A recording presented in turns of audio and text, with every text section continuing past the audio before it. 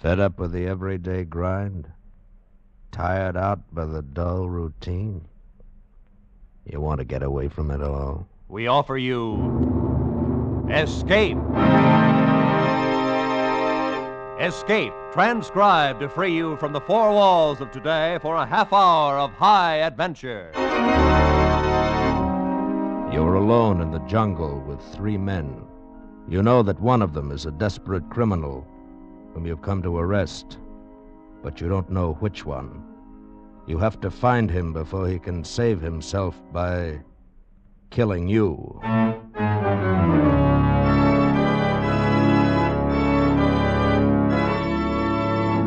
Today, we escape from reality into the depths of a tropical jungle in a tantalizing search for a murder, as L.G. Blockman told it in his famous story, Red Wine.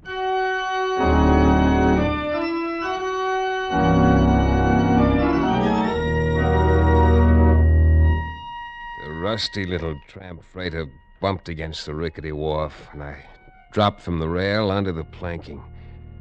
For the first time, felt the humid heat roll out of the jungle. This was Tanjong Samar, sweltering, half forgotten, last outpost on the rubber coast of Borneo. I crossed the beach and walked up the path of crushed shells leading to a low bungalow at the edge of the jungle. The freighter would lie at the wharf for 4 hours. Plenty of time for me to get the thing over with and be back aboard when she sailed. I was expecting trouble, of course, but no real danger. I'd done jobs like this before, or at least I thought this would be the same. I thought so until I stepped up on the porch and met Herr Kurt, controller of the Tanjong Samar district. Yeah, I'm Herr Kurt, the controller. What is it I can do for you? My name's Paul Vernier, Mr. Kurt. I have a letter of introduction here from the Governor General. Mm-hmm. There you are. Mr. Paul Vernier from the United States. Yeah, the governor promised me your cooperation. So I see. Cooperation is good, but it does not say cooperation in what? I've come here after a killer, Mr. Kurt. Oh? Dayaks, maybe? Headhunters? No, this one's a civilized killer. An American wanted in San Francisco for murdering his wife. His name is Jerome Steeks. I see. Won't you sit down, Mr. Vernier? Won't Kim, you call. Shit, Pon. I'll bring right away. We'll have coffee in a moment. Well, nice of you, but maybe I better pick this guy up first. I'd hate to miss the boat and have to lay over 5 days. You're acquainted with this Steeks, Mr. Vernier? No, I've never seen him. You have photographs? Afraid not. Nor fingerprints. Now, this happened 2 years ago. Until last month, we had it listed as a double suicide. Oh, what are you driving at, Mr. Kurt? Simply this. There's no one in my district by the name of Steeks. No, he wouldn't be using his own name, of course. There is an American here, though. 3 of them, Mr. Vernier. Employed as foreman on the Kota rubber plantation here at Tanjong Samar. According to my information, Steeks came here from Batavia about 6 months ago. They all arrived 6 months ago on the same boat. The Kota company is just going back into operation, you understand? I see. Well, according to people who have seen him, Jerome Steeks is a man about 35 years old, of medium height, slight build, pale complexion, with black hair and mustache. Amazing. Any one of these men might fit that description, except that all are clean-shaven and heavily tanned from the tropical sun. Furthermore, Mr. Vernier, all 3 of the men have light blonde hair. Good. Pour 2 cups, Wong. I'll have Wong bring your baggage up from the wharf, Mr. Vernier. It appears your business may take a little longer than 4 hours. I'm certain of the information I got in Batavia. I know the man's here. Then the problem resolved itself into a matter of identification. Well, an hour's talk with the 3 of them ought to do that. I doubt that, Mr. Vernier. The swarms here at Tanjong Samar are infested with fever. Oh? Cream. It is always hot, like now. And the jungles back there swarm with krites. Krites? A deadly little snake no longer in your forearm. There you are. And in the rivers, there are crocodiles. So? Men rarely come here unless they are running away from something, trying to lose their past. I think you'll find all 3 men have manufactured stories. So, how is one to choose? Well, sometimes a man can be identified by his personality. Oh, and the personality of this man Steeks is, it's something out of the ordinary. For a foreman on a rubber plantation, yes. I doubt if all three of these men can be aristocrats. And in a sense, well, that's what Steeks is, a cosmopolitan. He's lived all around the world, always associating with top society. He's a lover of fine foods and wine, speaks French and German fluently. What's so? Well, he's a gourmet, a bon vivant, a man of perfect taste in clothes and manners. And a murderer. Yeah, and a murderer. Yeah, well. When just three men return this evening, I shall be most happy to introduce you to them. Though it's quite probable they are aware of your identity already. My houseboy there told me you were a detective before you stepped off the wharf. Oh, I see. So, in other words, the murderer probably knows who I am and what I'm here for, but I haven't the slightest idea who he is. Exactly. It's quite an interesting thought, isn't it? More coffee, Mr. Finnegan?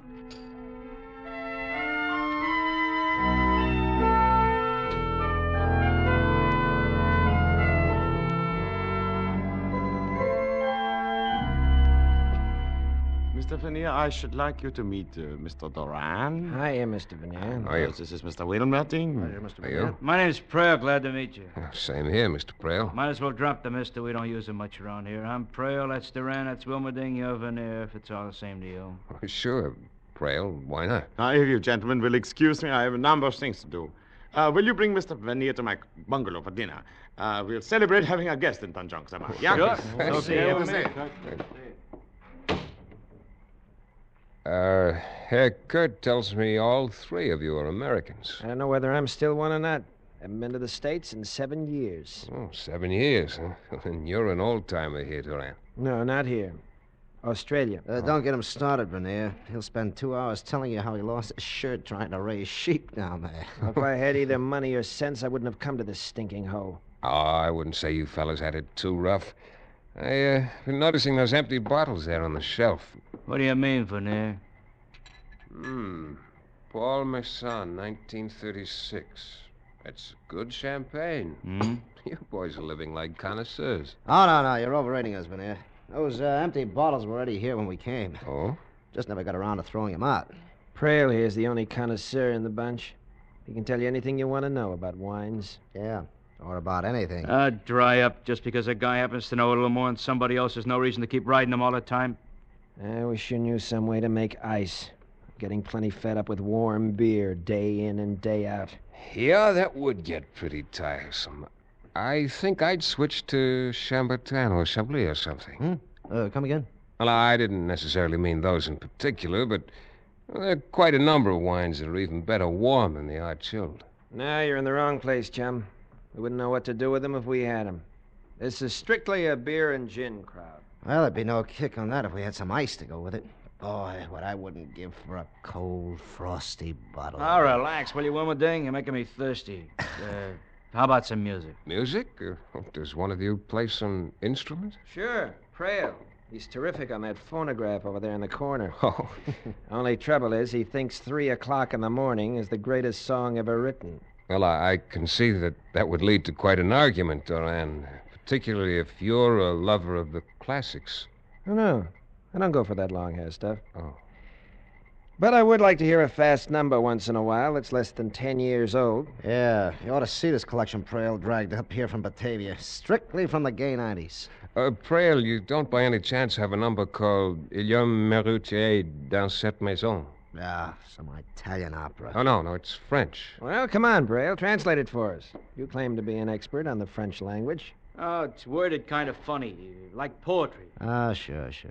Yeah, that last word, though, maison, that means house. I know that. Well, that's too bad. I thought maybe Jerome Steeks might translate it. It Who? refers to him, of course. Steve. What are you talking about? Who's The Steve? sentence reads, there is a murderer in this house. Huh? Well, so you're finally coming out in the open, huh? Yeah. We heard you were a detective, Vernier. You're after some killer you've never seen named Steeks. You figure one of us is it. That's right, Prale. And the guy you're after is Wilmerding. Are you crazy? Who ever heard of anybody with a name like Wilmerding unless they made it up? Made up nothing. I got a passport to prove it. What are you trying to do, Prale? turn attention away from yourself. Look, I got nothing to hide. It's either you or Duran. You can leave me out of this right now. There's plenty of people in Australia who can tell you who I am. Unfortunately, though, there's nobody in Tanjong Samar who can tell me for certain who any of you are. One of you is a murderer, and by the time the boat gets back here, I'll know which one. Either I'm going to take Jerome Steeks back to San Francisco, or I'm going to kill him trying to. You can count on it. Well, what do you say we go on over to Kurt's bungalow and have dinner,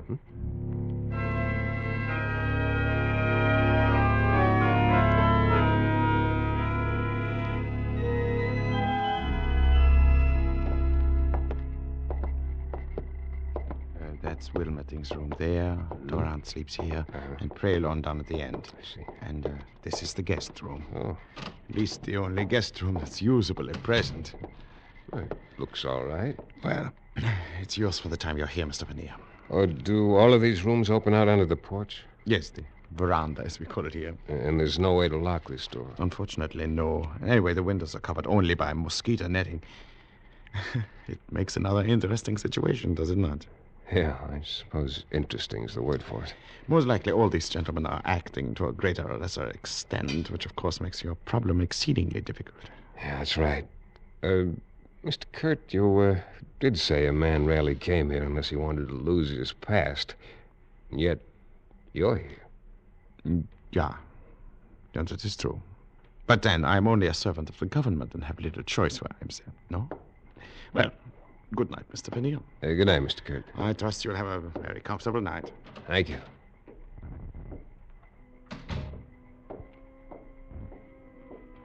I sat there for a long time after Kurt left, trying to figure things out, getting nowhere. This was Borneo, and though the Coleman lantern on the table at my elbow threw a blaze of white light into every corner of the room. Outside that light lay the dark veranda, and beyond that, the jungle.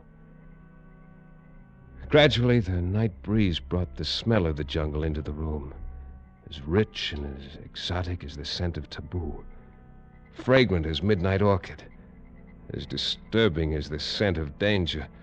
Or maybe it was danger itself I was smelling. Oh, a heavy knife missed my throat by 2 inches, thudded into the bamboo partition and stuck there, quivering. I doused the lantern in one sweep, dropped down on the floor, and slid my .38 out of its holster. I could hear nothing but the rustle of palm thatch along the eaves, low creaks from the pilings underneath the bungalow, and the soft night sounds from the jungle. Finally, I slipped my shoes off, pulled the knife out of the wall, and dropped it in my pocket, moved to the door, and stepped quietly out onto the veranda. It was empty. Across the railing, the fringe of undergrowth was dappled in silver moonlight. Nothing moved. I paused quickly at the 3 doors, and from each heard the sound of snoring. One of the men was faking, but which one? I'd reached the end of the porch when my eye caught a slight movement in the banana clump a few yards from the steps. Someone was hiding there. I moved swiftly, holding the gun ready. Came within a few feet before I could make out a shape in a red and white sarong, complete with dark tumbled curls and a flower behind one ear. It was a girl. Please, Tuan, the gun. You are going to shoot me? Oh, no, relax, honey. I was looking for somebody else. Oh. And now you have found Nelana, so you are disappointed? Well, Look, did you see anybody moving around up there on the veranda a while ago? Only you, Tuan. I became frightened and ran to hide. Frightened? Why? I should not be here. At night, I mean. Oh, let us talk of something else, huh? All right, Nelana. Tuan, do you like Nelana, perhaps? Definitely. Why do we not go somewhere else? Along the beach, perhaps? You would like that? Mr. Veneer is too serious-minded for such things, Nelana. Oh, Mynheer. Well, Mr. Kurt, join us, won't you? Thank you. Nelana, go to the bungalow at once. Yes, Mynheer. Yes, I go. I go immediately. She has no business being out alone at night. But, Mr. Veneer, is something wrong with your room? It's not comfortable? It was, until this flew in through the window. A knife? Yeah, a throwing knife. Ever see it before? Oh, yeah. It's one of the collection there in the bungalow. The 3 Americans throw them at targets every evening and wager on the results. I believe Mr. Duran taught the other 2. What about you, Mr. Kurt? Do you ever bet with them? It would be too easy. Watch. Well, I learned to throw a knife in Java many years ago. and Nalana, I suppose she's an expert at it, too. Nalana knows nothing of knives. Her greatest accomplishment is that of making friends too easily. I see. Just who is she, anyway? Does she live here? Yeah, she lives here. She is my wife. Your wife? Exactly. My wife. Good night, Mr. Vernier.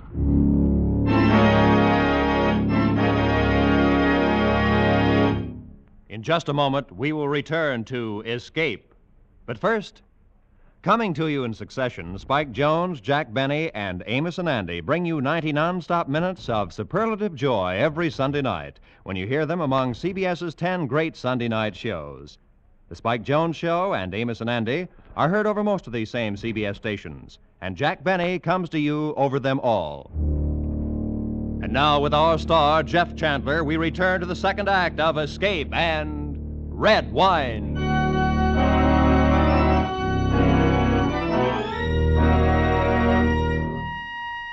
When I finally turned in that night, I didn't make the mistake of lighting the lantern again. Being a target once in an evening was enough. I undressed in the dark, pushed the bed up to block the door, propped a chair against the windowsill, and lay down on the floor. I kept trying to fit some theory together to account for the things that had happened. When I drifted off to sleep, I was no nearer any answer than before.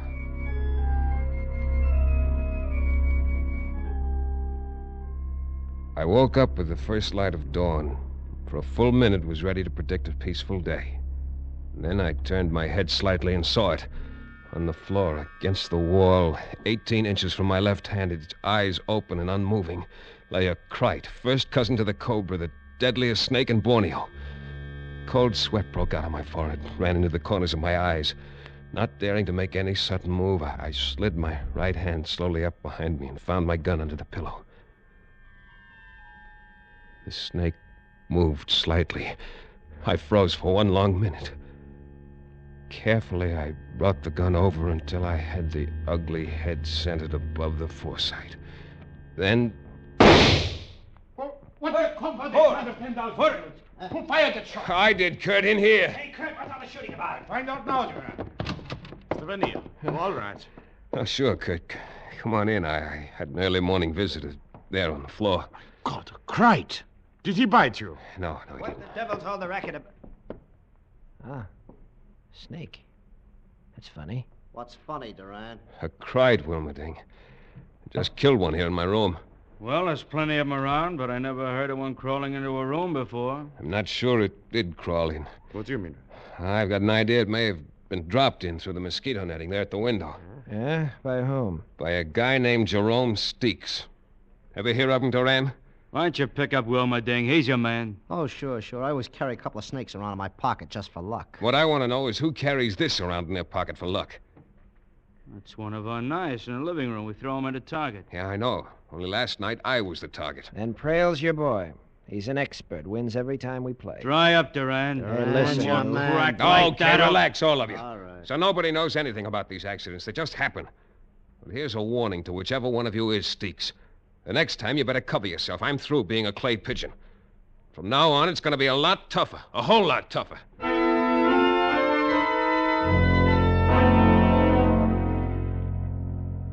That day passed. The next. I got exactly nowhere. Things didn't fit, didn't add up. I saw Nalana several times, but had no chance to speak to her. When Herr Kurt was with me, she'd pass without a glance, but if I was alone, she'd manage a quick, provocative smile that sent shivers down my spine. By the fourth day, the tension among us had grown almost unbearable. The steamer was due the next evening on its return trip to Batavia. I needed a break of some kind, had to have one. Well, it came at dusk when I dropped into my room to change for dinner. Tuan. Huh? It is I, Nilana. Nilana, what the devil are you doing here? To see you, Tuan. Does that make you unhappy? No, but I doubt if Herr Kurt would think much of the idea. Oh, no, he must not find out. That is why I hide here and wait for you. Oh, but he may walk in here any moment. That is true, Tuan. It is why I cannot stay now. But I wish something to ask you. All right, honey, shoot. It is true that you look for a man who has killed a woman in your United States? Yeah, that's right. A man who now names himself by another name? Yes, Norma, do It you know... is perhaps the same one who one night threw the knife at you? Yeah, I think so. Do you know who it is? I saw the knife thrown, Tuan. I was outside. Oh, but be quiet. it is someone. Yeah, it's Herr Kurt. Oh. He's going into the living room. But he will come here when he does not find you. Oh, I am very frightened, Tuan. I must go. Oh, no, wait. I've got to know. No, there's no time now. Tonight, when everyone sleeps, wait by the tall palm at the edge of the clearing. I will come. All right, I'll be there. Nelana has done foolish things, Tuan. But tonight she will fix it all good. You come.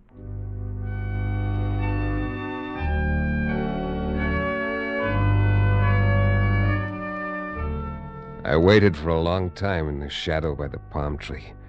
Watched the moonlight sift down through the shaggy fronds. But 2 hours passed. She didn't come.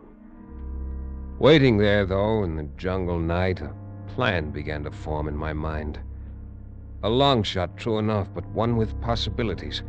It needed luck to work, but I'd come to the point where I had to count on little luck. At any rate, I decided to start the ball rolling the next morning, after breakfast. Now, wait a minute, Vernier.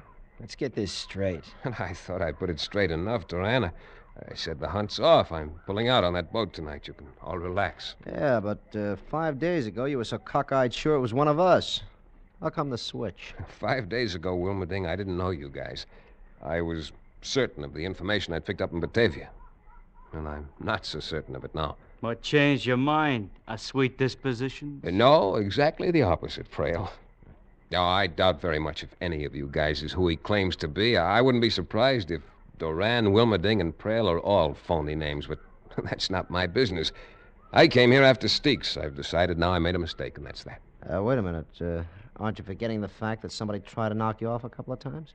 Well, let's just say the reason for that was a side issue. Had nothing to do with Steeks. You come in here, push us around for a week, and then decide it was all a mistake. I'm sorry, Trail. And look, I'm going to try to make up for it this evening. I'm throwing a dinner party at Herr Kurt's bungalow before the boat leaves tonight. You're all invited. Yeah, now that's pretty decent of you, Vernier. I'll get some food and drinks from the captain as soon as he docks. If you're as fed up with Reistoffel and warm beer as I am, you'll be ready for a change. Yeah, sure is all right with me. Well, good. Then it's all settled. And I can promise you at least 2 surprise dishes. Maybe 3 if you care. I beg your pardon, gentlemen. Oh, Herr Kurt, come on in. I was wondering if any of you had seen Nelana this morning. Not me. Well, what's wrong, Herr Kurt? I'm rather concerned about her, Mr. Vernier. She has not been home since early last night. I had a couple of ideas about that myself. Ideas I wished I didn't have. Anyway, as soon as the rest of the bunch went about their business, I began my own search for Nelana. I didn't know the country, and it was nearly dusk before I found her. Then I said nothing about it to anyone. But sitting at the table that night while the dinner party moved along, I was seeing everything through a haze of red. The same color as the red in a sarong wrapped around the slim figure of a beautiful girl. I kept thinking how she'd never smile anymore, how she'd never walk in the moonlight again, because somebody had cut her throat. I know a story along the same lines. I never heard that one before. What a dinner. Oh, after 6 months of rife stuff, I could go crazy about this. Yeah, when you throw one, Vernier, you really throw it. That's Well, right. this is only the beginning. Beginning? Where can you go from here? Well, right now, for instance, roast pheasant. All right, Wong, bring it over. Sure, Tuan. Right away, I bring. Look Like for me to put here for you to carve, Tuan? No. I wonder if you'd mind carving it, Herr Kurt.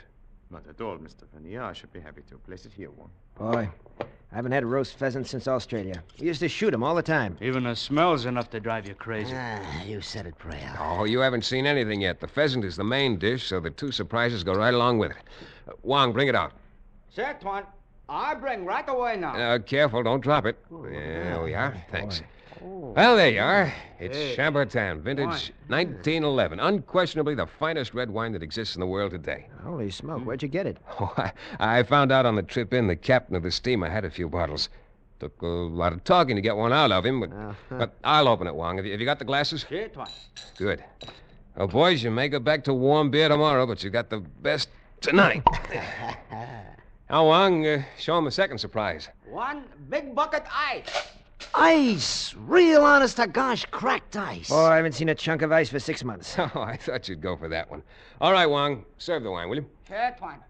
You know, it was pretty amazing to find 1911 Chambertin on a little tramp freighter down here in the South Pacific. The stuff's so rare, it's hard to get at any price anymore. Maybe so, but that ice is what gets me. Yeah.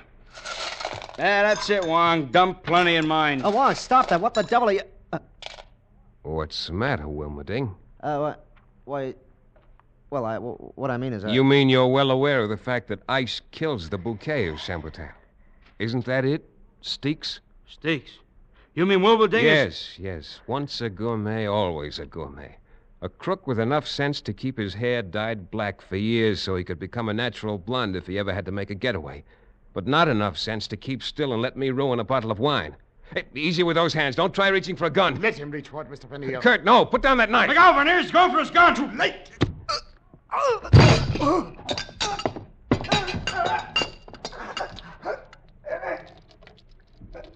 Kurt. Good Lord, Kurt, you've killed him. I'm sorry you do not have our prisoner to take back with you, Mr. Fenneal. But I, too, found her body. I knew you had been there. I saw your footprints. I'm sorry, Kurt. And she had been seeing Wilmerding. I had guessed it was one of them. And apparently she found out he was Steaks. Yeah, I know. That's what she was going to tell me, only he didn't give her a chance. She was young, Mr. Fenneal. Foolish, perhaps. But I loved her very much. Hey, look. He knocked over that bottle of wine. It's pouring out all over the place. Yeah. Brother, what a mess. Yeah, Duran. It's quite a mess. Only one thing, though. Not all of it is red wine.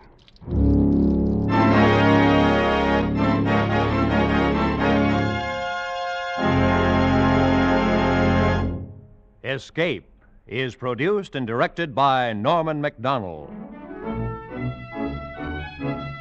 Today, we have presented transcribed Red Wine by L.G. Blockman, adapted for radio by Mort Lewis and Les Crutchfield, with editorial supervision by John Dunkel. Starred as Paul Vernier was Jeff Chandler, with Barry Kroger as Herr Kurt.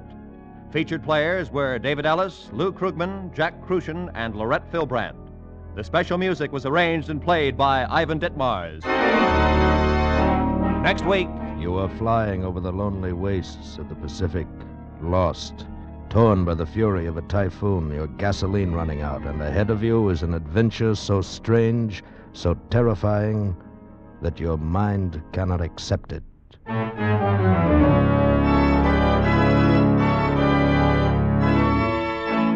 Next week, we escape with Nelson Bond's gripping story of a fantastic conqueror's isle.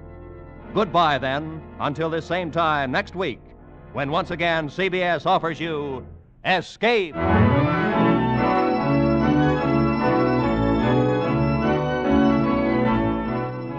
Broadway is my beat, says Danny Clover, and he's proud of it.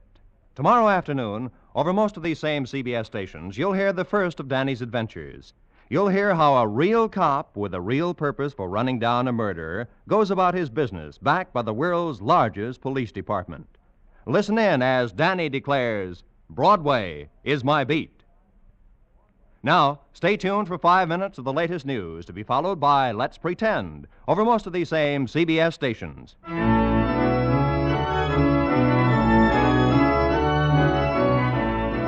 This is Roy Rowan speaking for CBS, the Columbia Broadcasting System.